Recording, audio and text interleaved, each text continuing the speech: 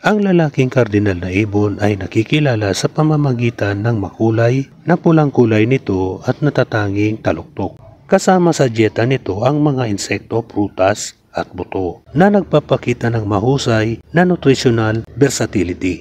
Nakatira sila sa mga siksik na lugar na bush at karaniwan sa buong kontinente ng Amerika. Ang kardinal ay protektado ng batas na nagbibigay diin sa kahalagahan nito sa ecosystem at kultura.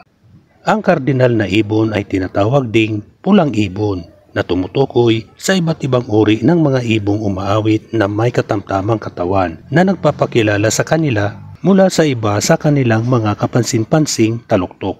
Ang pulang kardinal ay isang katamtamang laki na may pisikal na haba na 18 hanggang 24 na sentimetro at may sukat na 26.5 hanggang 32 cm.